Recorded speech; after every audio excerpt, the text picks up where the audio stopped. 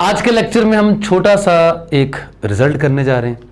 कहने को तो ये छोटा सा रिजल्ट है, लेकिन इस रिजल्ट का काम बहुत बड़ा है। तो इसका काम क्या है, ये बात की बात है। पहले हम इस रिजल्ट को देख लेते हैं और फिर इसको प्रूव कर लेते हैं। तो क्या है जी रिजल्ट? ये कहता है A B belongs to Z. A और बी दो इंटीजर्स हैं, कोई से भी दो इंटीजर्स हो सकते हैं। M belongs to Z plus, M एक पॉजिटिव इंटीजर है। तो क्या होगा जी? देन हमने प्रूव करना है कि ए बी के कॉन्ग्रेंट है modulo M if and only if A and B have same remainder after division by M. यानी ए और बी दोनों को डिवाइड कर लें एम पर और दोनों का रिमाइंडर चेक कर लें। अब अगर दोनों के रिमाइंडर सेम है तो ए बी के कॉन्ग्रेंट भी होगा मॉडुलो एम में है, और अगर ए बी के कॉन्ग्रेंट है मॉडुलो एम तो फिर दोनों के रिमाइंडर्स भी सेम है। ये हमने प्रूव करना है। तो जनाब जाहिर है, चूंकि हमने रिमाइंडर्स की बात की है यहां पर, तो हम सबसे पहले डिवीजन एल्गोरिथम का इस्तेमाल करके ए को और बी को, इन दोनों को एम पे डिवाइड करके इनके जो रिमाइंडर्स हैं उनको लड कर लेते हैं, उनको नाम दे देते हैं। तो चलें जी।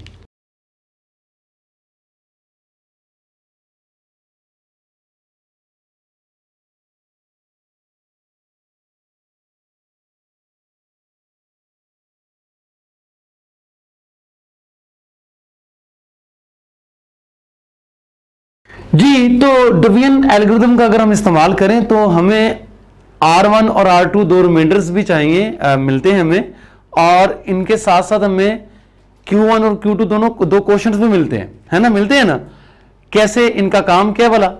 A को भी M पे डिवाइड किया, B को भी M पे डिवाइड किया। तो डिवीजन एल्गोरिथम को यूज करके अब हम कैसे लिख सकते हैं जी? सच डैट जनाब A बराबर होगा M Q1 प्लस R1 के और B बराबर होगा M Q2 प्लस R2 के, वेयर जनाब R1 जो है वो ग्रेटर और इक्वल टू 0 है, लेकिन लेस है किससे? डिवाइजर से, और डिवाइजर इस वक्त M है, और यहां पर हमने M का मोड नहीं लगाना क्योंकि डिवाइजर M जो है वो एक पॉजिटिव इंटीजर है, राइट जी? यहां पर M आ जाएगा। और same for the R2 reminders के लिए भी सर ये 0 से बड़ा है लेकिन M से छोटा है, ये बात हम जानते हैं। तो चलिए, अब हमने A को और B को दोनों को जब M पे डिवाइड किया तो A के लिए रिमाइंडर हमें R1 मिला और B के लिए रिमाइंडर हमें R2 मिला, राइट जी? जी, तो यूं हमने प्रूव क्या करना है? दोबारा अपने स्टेटमेंट की तरफ आ जाते हैं। कहता है ए बी के कॉन्ग्रेंट है modulo M if and only if A और बी को एम पे डिवाइड करें तो उनके रिमाइंडर सेम हो। अब ए और बी को एम पे डिवाइड करके रिमाइंडर्स R1 और R2 निकले, यानी हमने साबित करना है कि ए बी के कॉन्ग्रेंट है modulo M if and only if R1 is equal to R2, right जी? तो लिख लेते हैं जनाब, to show. What is to show? अब हमने ये शो करना है कि ए बी के कॉन्ग्रेंट है modulo M if and only if R1 A का रिमाइंडर M पे डिवाइड करने से और R2 B का रिमाइंडर M पे डिवाइड करने से ये दोनों बराबर है। तो if and only if sir prove कैसे करना पड़ता है? आपको पता ही है कैसे प्रूव करना पड़ता है। हमें एक कंडीशन को मानकर दूसरा प्रूव करना पड़ता है और फिर दूसरे को मानकर पहला प्रूव करना पड़ता है। तो हम सबसे पहले क्या प्रूव करेंगे सर? सबसे पहले हम ये प्रूव करते हैं, ये वाली इंक्लूजन, जिसमें हमने इसको मान लेना है कि ए बी के कॉन्ग्रेंट है और प्रूव करना है कि R1 R2 के बराबर है। तो लीजिए जनाब, सपोज करते हैं कि ए बी के कॉन्ग्रेंट है मॉडुलो एम, राइट जी? ए बी के कॉन्ग्रेंट है मॉडुलो एम। इसका क्या मतलब है सर? सर इसका मतलब क्या है? इसका मतलब यह है कि जो डेफिनेशन हमने पढ़ी थी लास्ट लेक्चर में, ए बी के कॉन्ग्रेंट कब होगा मॉडुलो एम? जब m डिवाइड करेगा a माइनस बी को, है ना? तो अगर ए बी के कॉन्ग्रेंट है मॉडुलो m तो इसका मतलब ये कि m डिवाइड करेगा a और b का डिफरेंस यानी a माइनस बी को। तो अब हम करेंगे क्या? ये दो इक्वेशंस हमने यहां पर बनाकर रखी हुई हैं, दोनों को सर हम नेम दे देते हैं। इसको नाम दिया 1 का, इसको नाम दिया 2 का, और इनका हम करेंगे इस्तेमाल। m a माइनस बी को डिवाइड करेगा, a और b की वैल्यूज हम यहां से इसमें पुट कर लेते हैं और देखते हैं क्या बनता है, हैं? जी, तो sir m will divide, a की जगह हम पुट कर देंगे mq1 प्लस r1, माइनस का साइन b की जगह हम पुट कर देंगे mq2 plus r2, mq2 plus r2, और यहां हम लिख देते हैं कि हमने यूज किया इक्वेशंस 1 एंड 2 को। So using 1 and 2। जी जनाब, तो देखते हैं जी फर्दर क्या बनता है हमारे पास। Sir m will divide mq1 minus mq2, यहां से हम m कॉमन लेंगे तो बन जाएगा q1 माइनस q2, राइट जी, और प्लस यहां से r1 और यहां से r2। तो ये हमने देखा कि m डिवाइड कर रहा है किसको, sir mq1 minus q2 plus r1 minus r2 को। m डिवाइड कर रहा है m into q1 minus q2 plus r1 minus r2। Sir एक छोटी सी बात, m इसको डिवाइड कर रहा है, ये बात हम जानते हैं, लेकिन m इस वाली टर्म को तो वैसे ही डिवाइड कर रहा है। क्यों? क्योंकि m अपने आप को डिवाइड करता है, m को डिवाइड करता है, तो फिर लाजमन m into q1 minus q2 को भी डिवाइड करेगा ना सर। लीजिए जनाब लिख लेते हैं, ऑल्सो m जो है वो डिवाइड कर रहा है किसको, m into q1 minus q2 को। ठीक हो गया। तो सर अगर m इसको डिवाइड कर रहा है और m इसको भी डिवाइड कर रहा है, तो यकीनन m इन दोनों के किसी भी लीनियर कॉम्बिनेशन को डिवाइड करेगा। इन पर्टिकुलर हमें चाहिए अपनी मर्जी का एक लीनियर कॉम्बिनेशन, और वो क्या है, मैं इसमें से सिंपली इसको सब्ट्रैक्ट कर दूंगा, ये भी एक लीनियर कॉम्बिनेशन होगा, और m इसको भी डिवाइड करेगा। तो हम क्या कह सकते हैं, from the above two statements we can write m divides m into q1 minus q2 plus यहां से ब्रैकेट में r1 माइनस r2 माइनस का sign m into q1 minus q2, तो ये कैंसिल आउट हो जाएंगे और हमने प्रूव कर दिया कि m डिवाइड कर रहा है r1 माइनस r2 को। लीजिए जनाब, अब m डिवाइड कर रहा है r1 माइनस r2। आइए देखते हैं कि r1 और r2 इनकी जो रेंज थी वो क्या थी। r1 0 और m के दरमियान में है, r2 भी 0 और m के दरमियान में। सर इन दोनों का डिफरेंस के बारे में आप क्या कह सकते हैं, इन दोनों का जो डिफरेंस होगा यकीनन वो डिफरेंस क्या हो सकता है, माइनस m और m के दरमियान में हो सकता है ना। तो यहां पर हम लिख लेते हैं कि जो r1 और r2 दोनों 0 और m के दरमियान में थे, 0 हो सकते थे, m से छोटे ही थे, तो फिर हम यहां से कह सकते हैं कि r1 माइनस r2 इन दोनों का जो डिफरेंस है वो m से छोटा तो होगा, लेकिन वो माइनस m से हमेशा बड़ा ही होगा। तो अब m डिवाइड कर रहा है r1 माइनस r2 को, जबकि r1 minus r2 minus m और m के दरमियान में। सर इनमें से वो कौन सा नंबर ऐसा हो सकता है जिसको m डिवाइड कर सकता है? इनमें एक ही ऐसा नंबर है जिसको m डिवाइड कर सकता है, और वो कौन सा है, वो 0 है। 0 के अलावा आपको कोई ऐसा इंटीजर नहीं मिलेगा जो माइनस m से बड़ा होगा, m से छोटा होगा और जिसको m डिवाइड करेगा, है ना। तो we have only one possibility and that is क्या है कि r1 minus r2 must be equal to 0, और यूं प्रूव हो गया कि r1 r2 के इक्वल है। तो हमने क्या किया, हमने सपोज किया कि a b के कॉन्ग्रुएंट है मॉडलो m, और प्रूव कर दिया कि r1 r2 के इक्वल है, यानी a को m पे डिवाइड करके b को m पे डिवाइड करके जो रिमाइंडर्स मिलते हैं वो बराबर है। नेक्स्ट हम क्या करेंगे, सर नेक्स्ट हम दूसरी जो इंक्लूजन है ये प्रूव कर देंगे इसमें हमें क्या प्रूव करना पड़ेगा सर? इसमें हमें सपोज करना पड़ेगा कि R1 R2 के बराबर है ना, R1 R2 के बराबर है, और हमें प्रूव करना पड़ेगा कि A B के कॉन्ग्रुएंट है मॉडुलो M। तो सर जब R1 R2 के बराबर है तो फिर हम क्या कह सकते हैं सर? R1 R2 दोनों इक्वल है, यहां से R1 की वैल्यू निकालेंगे तो क्या निकलेगी भला? A minus MQ1। यहां से R2 की वैल्यू निकालेंगे, क्या निकलेगी? B minus MQ2। तो इन्हीं इक्वेशंस का इस्तेमाल करके हम लिखेंगे R1 की जगह A माइनस MQ1 और R2 की जगह B माइनस MQ2। अगेन हमने यूज किया किसका? इक्वेशन 1 और 2 का। ठीक हो गया सर? तो जनाब अब क्या हो जाएगा भला?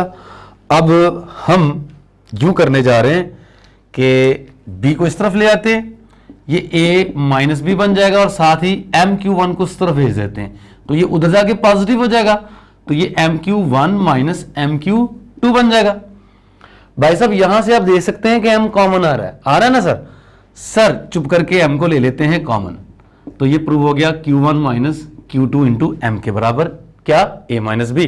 तो सर देखिए Q1 और Q2 दोनों इंटीजर्स थे, इनका डिफरेंस भी एक इंटीजर है, M से मल्टीप्लाई किया और आंसर आ गया A माइनस B। मतलब साफ और सीधा ये कि M डिवाइड कर रहा है किसको? A माइनस B को, है ना? और अगर M A माइनस B को डिवाइड कर रहा है तो फिर इसका मतलब ये है कि A B के कॉन्ग्रुएंट हो जाएगा मॉडुलो M। तो यूं हमारा ये रिजल्ट प्रूव हो गया कि अगर A और B दो इंटीजर्स कॉन्ग्रुएंट है मॉडुलो M, तो फिर A और B दोनों को डिवाइड करके M पर रिमाइंडर सेम आएंगे, और अगर A और B दोनों को M पर डिवाइड करके रिमाइंडर सेम आएंगे तो फिर A और B क्या होंगे जी? कॉन्ग्रुएंट होंगे मॉडुलो M। तो जैसा कि मैंने आपको बताया कि कहने को तो ये रिजल्ट छोटा सा है लेकिन इसका इस्तेमाल बहुत ज्यादा है, तो अब हम देखते हैं इस रिजल्ट का इस्तेमाल क्या है जी। तो जैसा कि मैंने आपको बताया था कि हमने जो रिजल्ट किया है अभी उसका इस्तेमाल क्या है, तो अभी लीजिए हम उसका इस्तेमाल करते हैं। नोट हमारे पास है कुछ। पहला नोट है every integer n is congruent modulo M to one and only one of the integers. अब इंटीजर्स कौन से हैं? 0 1 2 3 अप टू सोन M माइनस 1। अच्छा सबसे पहली बात यह है कि हमने M को फिक्स किया हुआ अब तक, ठीक है, अभी भी M को फिक्स रख दिया, और अब हम ये देखना चाह रहे हैं कि मॉडुलो M में हर इंटीजर इन नंबरों में से सिर्फ और सिर्फ किसी एक के और सिर्फ एक के लाजमन क्या है? कॉन्ग्रुएंट है मॉडुलो M, राइट जी। तो इसको प्रूव करेंगे हमारा जो पिछला जो हम अभी हमने रिजल्ट प्रूव किया है उसका इस्तेमाल करके, और लास्ट लेक्चर में जब हमने प्रूव किया था, क्या प्रूव किया था कि ये जो रिलेशन है कॉन्ग्रुएंट वाला ये एक इक्विवेलेंस रिलेशन है, इन बातों का इस्तेमाल करके, राइट जी। तो दो पार्ट्स हैं, यहां पर हमने एग्जिस्टेंस भी शो करनी है। एग्जिस्टेंस से मुराद ये होगा कि कोई भी इंटीजर अगर हम पकड़े हैं तो इनमें से किसी एक के लाजमन वो क्या है? कॉन्ग्रुएंट है, राइट जी। और दूसरी बात यूनिकनेस प्रूव करनी है हमने कि इनमें से सिर्फ एक के ही कॉन्ग्रुएंट है, ऐसा नहीं हो सकता कि इनमें से दो के या तीन के या चार के कॉन्ग्रुएंट है, सिर्फ और सिर्फ एक के। तो यूनिकनेस और एग्जिस्टेंस हमने दोनों प्रूव करनी है। पहले हम एग्जिस्टेंस प्रूव करते हैं। क्या है एग्जिस्टेंस? हमने अभी बात की, n फर्ज कर लिया कोई सा भी एक इंटीजर है, तो let n be any integer. चलिए जी, n अगर आपके पास कोई इंटीजर है तो भाई m पॉजिटिव इंटीजर है। डिवीजन एल्गोरिथम कहता है कि n को अगर हम m पर डिवाइड करेंगे तो एक कोशेंट q और एक रिमाइंडर r मिलेगा ना सर जी। बाय डिवीजन एल्गोरिथम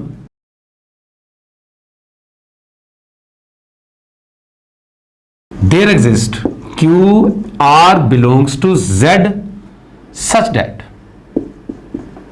सर क्या होगा कि n बराबर होगा mq प्लस r के, और जहां पर r 0 या 0 से बड़ा होगा लेकिन डिवाइजर यानी m से छोटा होगा, है ना। तो लीजिए जनाब, मसला ये हल हो गया। सर जो रिमाइंडर है r, वो चूंकि 0 और m के दरमियान में है, 0 हो सकता है लेकिन m से छोटा है, तो रिमाइंडर r की जो पॉसिबल वैल्यूज हैं वो क्या हो सकती है भला? r रिमाइंडर की जो पॉसिबल वैल्यूज हैं वो 0, 1 या 2 या 3 अप टू सोन m-1, इन्हीं में से रिमाइंडर हो सकता है और कोई भी रिमाइंडर नहीं होना। तो एग्जैक्टली यही वो नंबर्स हैं जिनके बारे में कहा गया है कि कोई भी इंटीजर n इनमें से किसी एक के कॉन्ग्रुएंट है ना। तो यही हमने प्रूव करना है और हो गया। कैसे हो गया? ये देखिए n बराबर है m³ प्लस r के, है ना। तो यहां से आप निकाल लीजिए किसको सर? n माइनस आर को, यानी r को उधर भेज के सब्ट्रैक्ट कर दिया, ये बन गया m³। तो यहां से साबित हो गया कि m डिवाइड कर रहा है n माइनस आर को, है ना। और यूं साबित हो गया कि n कॉन्ग्रुएंट है r के मॉडुलो m, क्योंकि यही कॉन्ग्रुएंट की डेफिनेशन थी। तो n हमने कोई भी आर्बिट्रेरी इंटीजर पकड़ा और साबित कर दिया कि वो r के कॉन्ग्रुएंट है। r क्या है? वो 0, 1, 2, 3 अप टू सोन m-1, इनमें से कोई एक नंबर हो सकता है। तो हमने प्रूव कर दिया कि हर इंटीजर जो है वो इन्हीं नंबरों में से किसी एक के कॉन्ग्रुएंट है। लेकिन ठहरिए, हमने ये प्रूव कर दिया कि हर इंटीजर इनमें से किसी एक के कॉन्ग्रुएंट है, लेकिन ये प्रूव अभी तक नहीं किया कि सिर्फ और सिर्फ इनमें से एक के ही कॉन्ग्रुएंट है। तो ऐसा हमने प्रूव अभी नहीं किया, तो प्रूव कर लेते हैं हम इस बात को। तो हम यूनिकनेस में क्या करेंगे? लेट कर लेंगे भाई साहब कि n कॉन्ग्रुएंट है R1 के भी एंड n कॉन्ग्रुएंट है R2 के भी, राइट जी। For some sir, for some R1 और R2 डेफिनेटली इन्हीं में से कोई है ना। 0, 1, 2, 3 अप टू सोन m-1। तो R1 और R2 इन्हीं में से कोई एक नंबर है। तो हमने प्रूव करना है कि अगर n R1 के भी कॉन्ग्रुएंट है और n R2 के भी कॉन्ग्रुएंट है, तो दरअसल R1 और R2 दोनों बराबर है। तो अगर हमने इनको बराबर साबित कर दिया तो प्रूव हो जाएगा कि n कोई भी इंटीजर इनमें से एक और सिर्फ एक के ही कॉन्ग्रुएंट हो सकता है, और किसी एक के कॉन्ग्रुएंट है भी लाजमी, राइट जी। एग्जिस्टेंस हम प्रूव कर चुके हैं। तो लीजिए जनाब, अब यहां पर देखिए कि n R1 के कॉन्ग्रुएंट है। याद कीजिए, हमने लास्ट लेक्चर में प्रूव किया था कि ये जो रिलेशन है ये सिमेट्रिक है ना। सिमेट्रिक क्या मतलब है सिमेट्रिक का वाला? कि अगर n R1 के कॉन्ग्रुएंट है तो भाई साहब R1 n के भी कॉन्ग्रुएंट होगा ना। तो हम इसको यूं लिख लेते हैं, R1 कॉन्ग्रुएंट है n के एंड n कॉन्ग्रुएंट है किसके? R2 के। अब मजीद याद कीजिए, हमने प्रूव किया था कि ये रिलेशन इक्विवेलेंट है, यानी सिमेट्रिक के साथ साथ ये रिलेशन ट्रांजिटिव भी है। तो सर देखें, a b के कॉन्ग्रुएंट है और यहां पर देखें वही नंबर जो b यहां पर है वो यहां पर भी है, b c के कॉन्ग्रुएंट है। तो a b के कॉन्ग्रुएंट है, b c के कॉन्ग्रुएंट है, तो लाजमन a c के कॉन्ग्रुएंट होगा ना सर। लीजिए जनाब, तो हम कह सकते हैं कि R1 R2 के कॉन्ग्रुएंट है मॉडुलो m। तो भाई साहब इसका मतलब ये होगा कि m डिवाइड करेगा R1 माइनस R2 को, है ना।